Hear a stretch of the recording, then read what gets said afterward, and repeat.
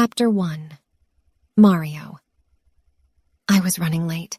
After tossing my jacket into the back of my black BMW and straightening the cuffs of my crisp white shirt, I grabbed the little gift box out of the glove compartment with the key to Chris's little sister's graduation present and tucked it into the pocket of my sleek gray trousers. Hell of a party.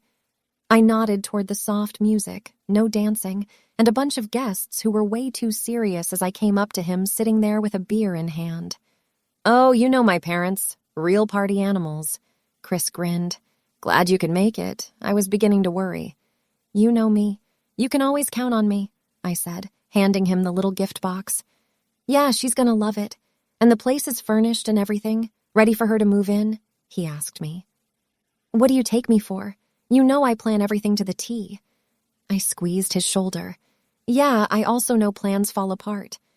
He tipped his beer bottle. Ouch. He was referring to my failed marriage. "Too soon," I joked. "Yeah, you mean 8 years too soon," he countered. "You remember my graduation party? My parents were so proud. Bless them. It was less of a party and more of a networking event. And after talking to lawyer after lawyer, all I wanted to do was leave the damn snooze fest and go to a real party," he said. "And we did. We got so hammered. Shit. Those were the days when I was throwing back beers like it was water and still got up for work the next morning, quick as fuck on my feet."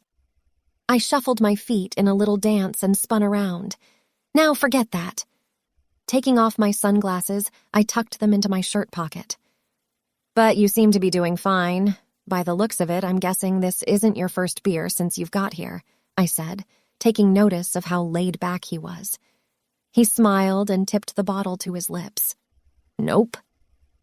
He turned to stare off into the distance as I checked my phone to see if I had any emails that needed an immediate response.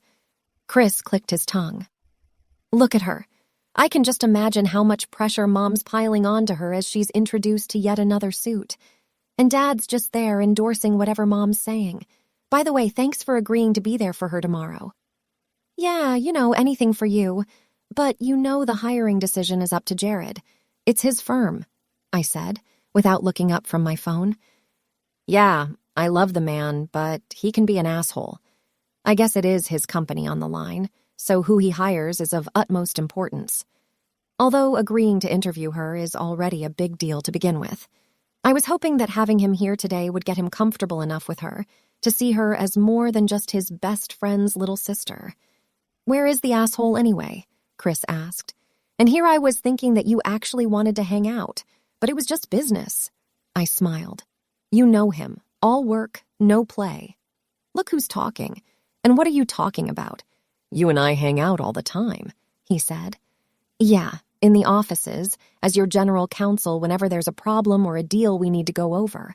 We never get to kick it after work anymore now that you're a family man, which I still can't believe, by the way," I said with pride. "I know, right?